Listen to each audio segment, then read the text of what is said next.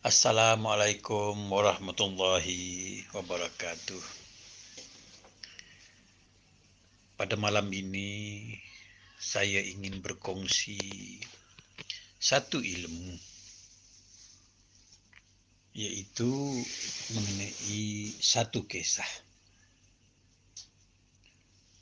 Pada kebiasaannya, kita apabila membaca Qasasul Anbiya, membaca kisah para-para nabi atau membaca kisah para-para wali, kita hanya membaca seumpama baca cerpen, baca pantun, baca kartun.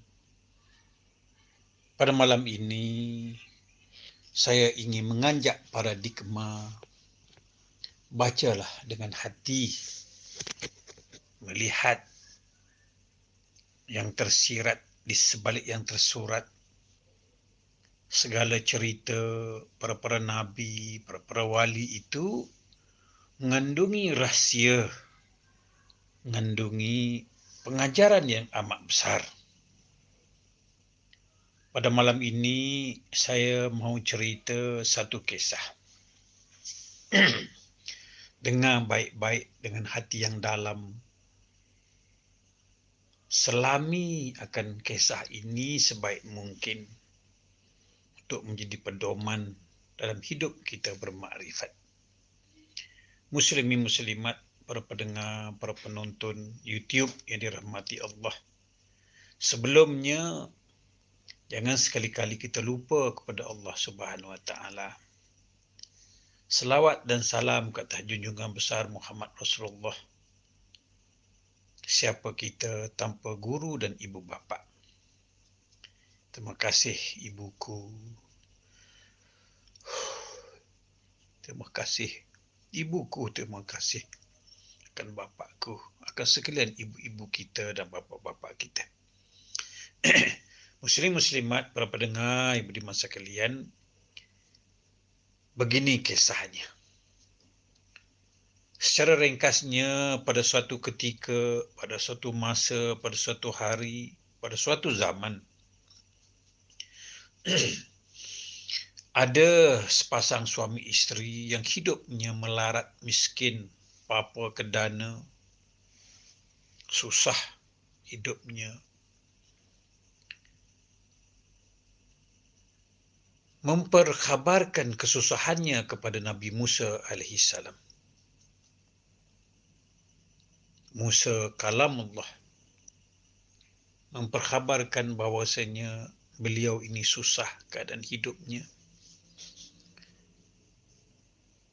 Suami isteri ini tahu yang Musa ini boleh berhubung terus dengan Allah, boleh bercakap terus dengan Allah, boleh berkalam, boleh berkata terus dengan Allah Subhanahu Wa Taala.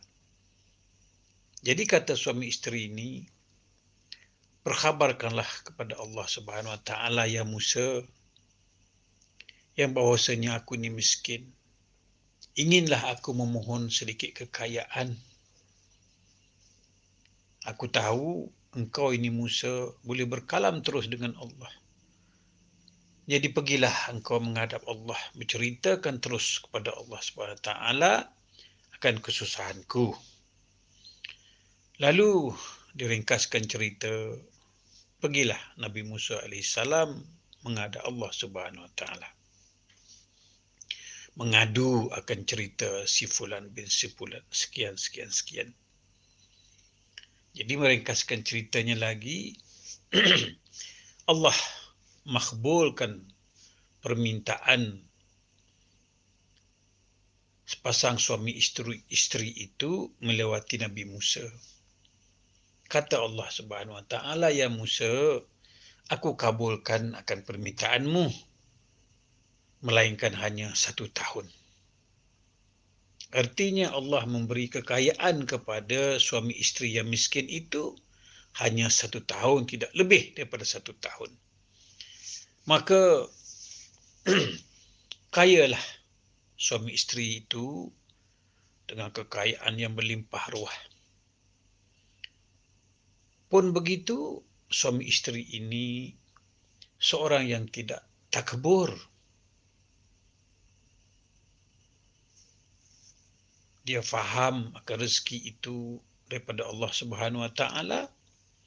Jadi dia mengambil kesempatan untuk membahagi-bahagiakan kekayaan kepada orang lain. Dia sedekah sana, sedekah sini, bantu sana, bantu sini, ya, hulur sana, hulur sini, berbagai-bagai bermacam-macam dibantunya orang lain, sehingga orang lain pun ikut senang, ikut kaya, ikut lega, ikut bahagia sebagaimana yang dirasiinya. Ringkaskan cerita lagi, setelah genap 1 tahun, Nabi Musa melihat sepasang suami isteri itu masih kaya. Sedangkan Allah memperkhabarkan kepadanya dulu, ia membagi kekayaan kepada si fulan itu hanya 1 tahun. Sedangkan ini sudah lebih 1 tahun. Lalu pergilah Nabi Musa menghadap Allah Subhanahu Wa Taala. Mengadu kepada Allah, ya Allah, ya Tuhanku, sekian kamu janji dulu, ya bahawasanya kekayaan itu diberi hanya 1 tahun, sedang sekarang sudah lebih 1 tahun. Lalu Allah menjawab, ya Musa, aku Allah Subhanahu Wa Taala malu kepada hamba aku. Allahu Akbar. Allah yang maha besar, Allah yang maha kaya, Allah yang maha esa menyebut perkataan ya Musa, aku malu kepada hamba aku. Kenapakah gerangan ya Allah? Kata Musa. Bagaimana aku tak malu ya Musa? 1 pintu rezeki aku buka kepada hamba aku, sedangkan dia telah membuka bermacam-macam berbagai-bagai pintu rezeki kepada orang lain. Aku membuka 1 pintu, dia membuka berbelas-belas, berpuluh-puluh pintu, membahagi-bahagi rezeki kepada orang lain. Aku malu.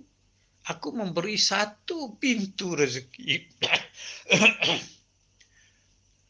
Sedang hamba aku membuka pintu-pintu yang lain.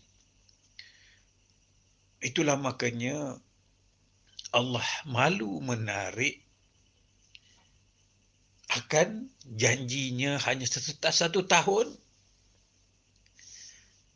Tetapi dikarenakan Allah bagi 1 pintu rezeki, sepasang suami isteri itu hamba-Nya Allah Subhanahu Wa Taala membuka banyak rezeki kepada orang lain. Jadi di sini pengajaran yang paling besar, 1, Allah malu kepada hamba-hambanya yang membahagi-bahagi rezeki. Yang keduanya, apabila kita kaya, kita jangan lupa kepada orang miskin. Tambah-tambah pula kita dulu telah merasai akan miskin, telah merasai akan kesusahan.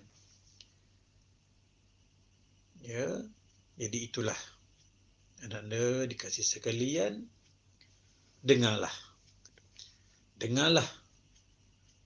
cerita saya seterusnya. Assalamualaikum anak-anak yang dikasihi sekalian. Betapa besarnya kalam Allah untuk kita jadikan pedoman hidup sehari-harian kita. Apa yang penting kita fahami di dalam kalam ini, iaitu 1 rezeki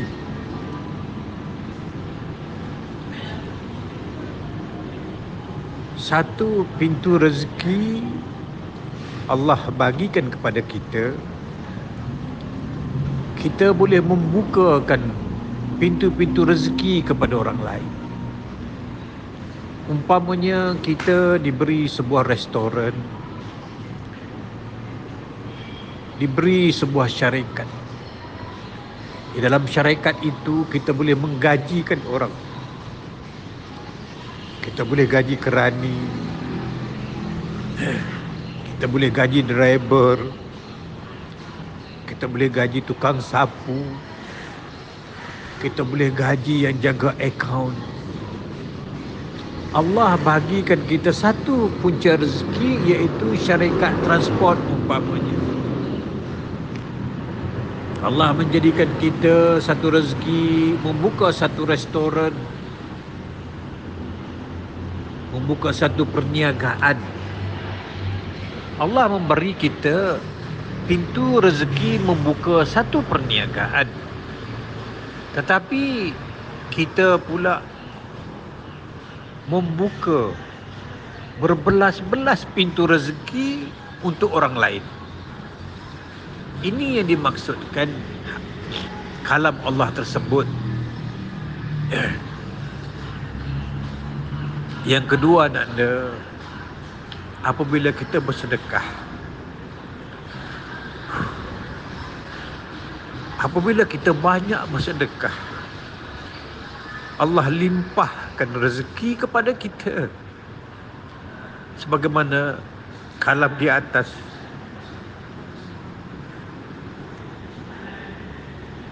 walaupun Allah janjikan setahun, namun dikarenakan pemurahnya, pengasihnya, pertimbang rasanya, tanda hormatnya,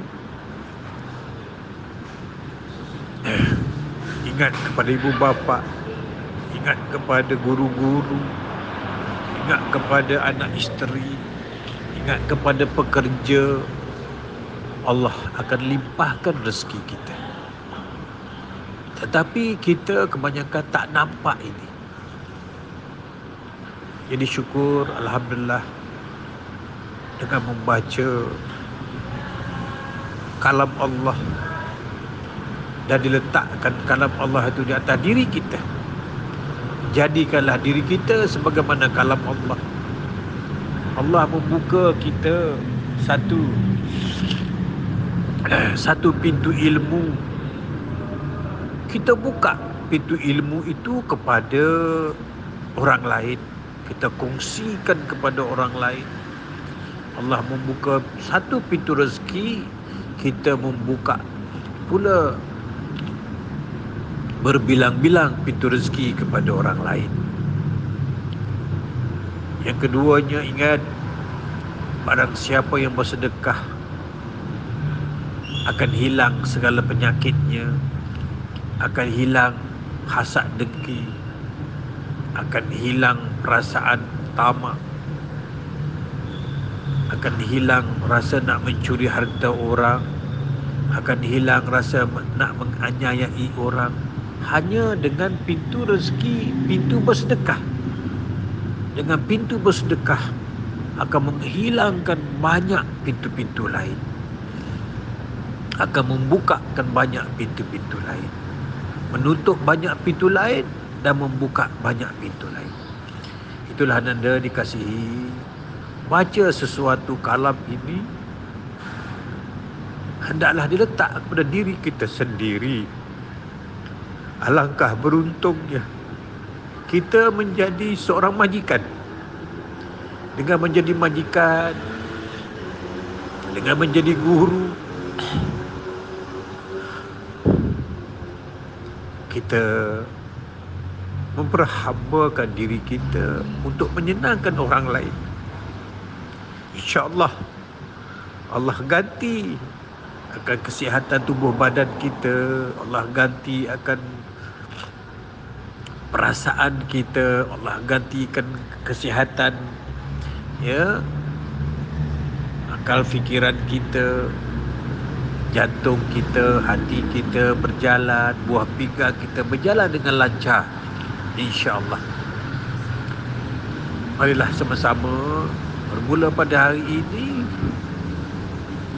lihat baca, tilik, pandang akan kalam Allah itu dengan hati yang dalam.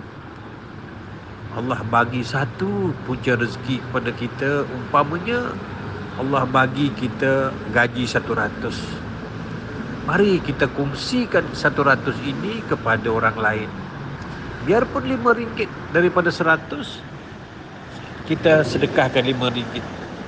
Sudah memadai, tak perlu banyak. Sikit tanda ingat, banyak tanda lebih.